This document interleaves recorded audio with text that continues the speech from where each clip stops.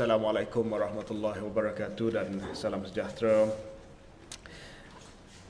Tadi kami telah mengadakan satu mesyuarat penyelarasan antara Kementerian Luar Negeri Wisma Putra, Kementerian Kesihatan Malaysia dan juga Kementerian Sains, Teknologi dan Inovasi MOSTI bagi memastikan Malaysia berada dalam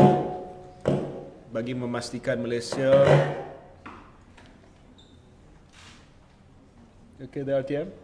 Yeah.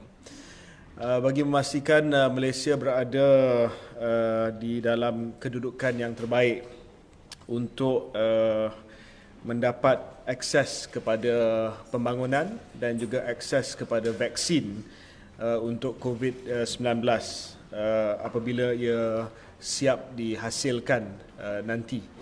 Dan kolaborasi antara ketiga-tiga kementerian ini sangat penting sebab sekarang ini sedang berlaku beberapa preclinical dan clinical trials untuk vaksin di beberapa negara. Dan kami telah melihat senarai pembangunan vaksin yang sedang berlaku di seluruh dunia dan kita telah buat keputusan untuk mengadakan satu pendekatan based on science diplomacy. Jadi peringkat Kementerian Kesihatan dan MOSTI akan kenal pasti vaksin dan juga perubatan yang diperlukan dan juga melihat kepada pembangunan vaksin dan juga negara-negara yang sedang membangunkan vaksin itu. Dan maklumat ini akan dikongsi bersama dengan Wisma Putra yang akan menggunakan diplomasi dan juga hubungan yang baik antara Malaysia dan negara-negara yang menghasilkan vaksin ataupun sedang membangunkan vaksin supaya Malaysia pertamanya sama ada dapat terlibat dalam peringkat ujian human trials dan yang kedua Malaysia juga terlibat dalam penghasilan vaksin dan juga Malaysia juga dapat menerima vaksin secepat mungkin apabila vaksin itu sedia dan siap untuk digunapakai kepada orang ramai. Kita telah mengenal pasti beberapa negara yang akan dimajukan beberapa cadangan daripada Malaysia dan juga ada negara-negara tersebut yang telah memajukan cadangan kepada kami untuk membantu dari segi human trials dan sebagainya.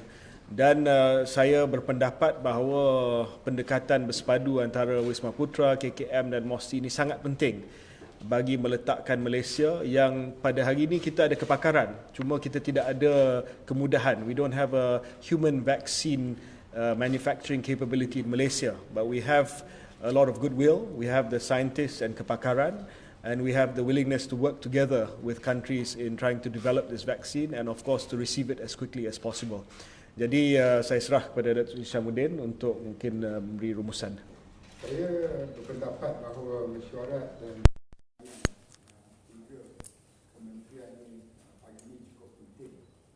Kalau peringkat awal fokus dan pemahaman diberi ke arah usaha kita untuk membendung COVID dan sekarang ni dah beralih juga kepada usaha nak mengimbangi kepentingan ekonomi, pendidikan, food security.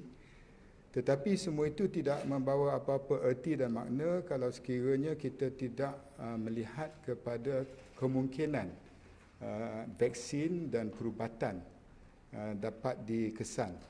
Dan ini merupakan satu pemikiran yang cukup proaktif dan saya ucapkan tahniah kepada MOSTI dan pengalaman saya di Wisma Putra dengan perbincangan dengan negara-negara luar, saya tengok bahawa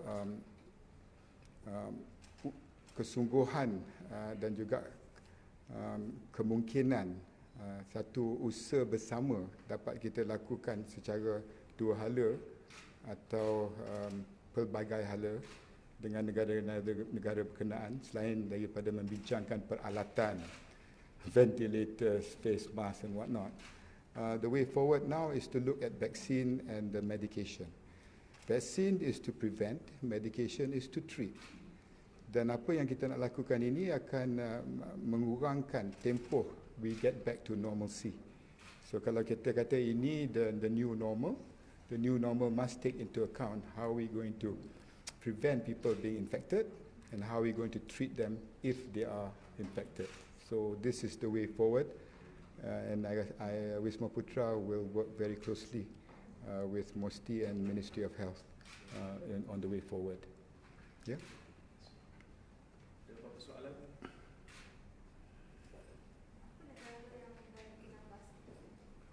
So we have kita telah melihat kepada beberapa negara yang telah berhubung dengan Malaysia dan juga beberapa negara yang mungkin di tahap kemajuan pembangunan vaksin yang paling ke depan sekali. So antara negara yang sedang kita melihat adalah negara China, sudah pasti, negara UK, negara Korea Selatan, India, dan juga bagi perubatan Bosnia yang baru-baru ini saya difahamkan Wisma Putra telah ada hubungan dengan Bosnia, dan juga mungkin negara Russia dan sebagainya. Ada di kalangan negara ini yang sudah berhubung dengan kita, ada yang kita akan berhubung dengan mereka. Jadi ini senarai awal lah. Ya.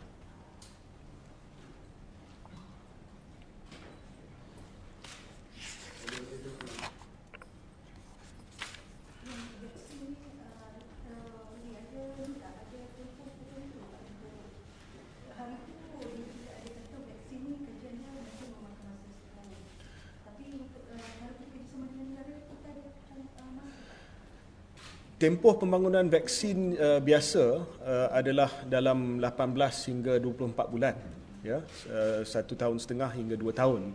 Tetapi saya rasa kerana COVID ini menjadi satu pandemik dunia, saya percaya proses ini akan dapat dipercepatkan. Malah kita tengok sudah ada human trials dan sebagainya.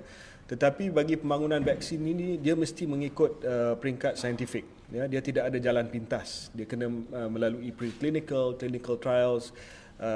Lepas tu dia kena disahkan di peringkat antarabangsa keberkesanan dia. Sebab kita tak nak vaksin itu dihasilkan lepas itu tak berkesan ataupun mempunyai kesan yang tidak diingini kepada penerimanya. Tetapi apa yang kita boleh buat adalah untuk memastikan dalam tempoh masa setahun dua ini Malaysia terlibat dalam proses penghasilan vaksin tersebut. Sebab itu saya bincang dengan Datuk Seri Syamuddin macam mana kita boleh berunding dengan negara-negara yang saya sebutkan tadi. Malaysia terlibat dalam contohnya human trials. Mereka nak melihat kepada negara-negara di mana ujian kepada manusia boleh dibuat. Malaysia ini menjadi satu negara yang saya rasa sangat sesuai sebab di sini kita ada, pertamanya kita ada negara berbilang bangsa. So dia boleh tengok kesan vaksin itu kepada ialah baka Chinese, Indian, Melayu dan sebagainya. Dan yang kedua saya melihat mereka melihat negara Malaysia ini sebagai negara di mana ketiga-tiga strain COVID itu sudah ada. Ya, kita ada strain A, B dan C yang sudah ada, mutasi dah berlaku di Malaysia. Jadi mungkin Malaysia ini menjadi negara sesuai untuk buatkan human trial. Dari situ, dari kerjasama dengan negara-negara yang nak buat human trial di sini, Wisma Putra mungkin boleh meyakinkan negara tersebut apabila vaksin itu dihasilkan, Malaysia jadi antara negara yang terdahulu untuk menerima vaksin itu. Sebab satu dunia akan minta vaksin. So we want to be one of the first. Yeah. I think that is the key. Tempohnya banyak bergantung kepada mereka yang tengah usahakan vaksin. Tapi kalau sekiranya kita dah ada hubungan dengan mereka, kita akan diberikan keutamaan.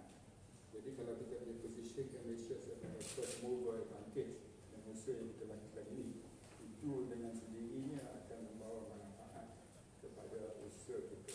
Bermakna bahawa apa yang kita lakukan untuk berhadapan dengan COVID di negara kita ada kesan positif yang berpanjangan dan hubungan rangkaian yang lebih mendalam dengan negara-negara berkenaan. So dalam apa dua proses ada peluang untuk kita bina sesuatu yang lebih konstruktif.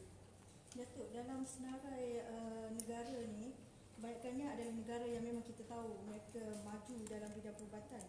Tapi salah satu Bosnia Herzegovina dia agak baru kan.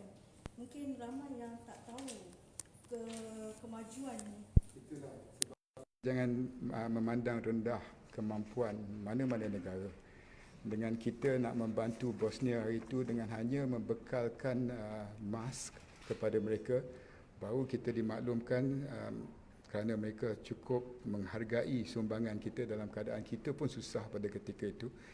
Kita dimaklumkan bahawa dia orang dapat usahakan hydroxychloroquine, iaitu sekarang ni dah dicari-cari oleh satu dunia. Tetapi kalau benda ni dibuat di Bosnia dan hubungan kita dengan Bosnia dah begitu erat, dia orang kasih kita priority. Jadi penerbangan yang membawa mask ke Bosnia Herzegovina pada ketika itu membawa balik ubat yang berkenaan. So we don't take anybody for granted.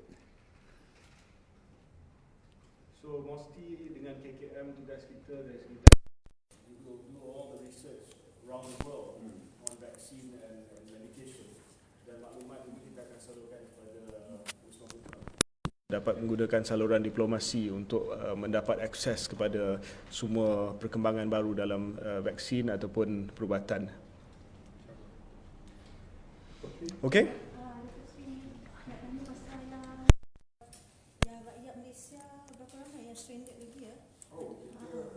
saya nak maklumkan bahawa seramai 11,393 rakyat Malaysia yang terkandas di 68 negara telah pun kita berjaya bawa balik.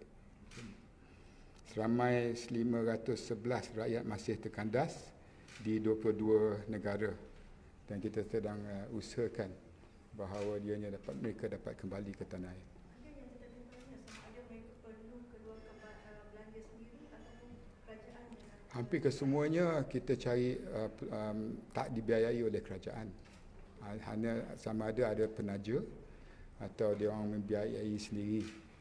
Tugas dan tanggungjawab Wisma Putra ialah untuk memudahkan hubungan G2G supaya pesawat berkenaan dapat mendarat, kerana kita semua maklum negara-negara berkenaan pun lockdown, dan oleh kerana hubungan yang baik dengan negara-negara berkenaan, mereka beri ruang untuk kita mendarat.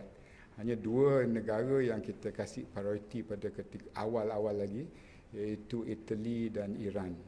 They happen to be the epicenters masa tu, dan kita tidak ada pilihan untuk menghantar pesawat khas untuk membawa pulang rakyat. Apart from that, all sponsored, because kita tak boleh memilih sama ada duit yang kita boleh gunakan di sini untuk membendung COVID ini, kalau digunakan untuk membawa pulang mereka yang mungkin selamat lagi di negara-negara berkenaan. Saya nak jawab kepada orang ramai susah. Okay. Thank you, KJ. Thank you very much. All the best. Stay safe. I'll see you tomorrow in Cabinet. Ya. Yeah.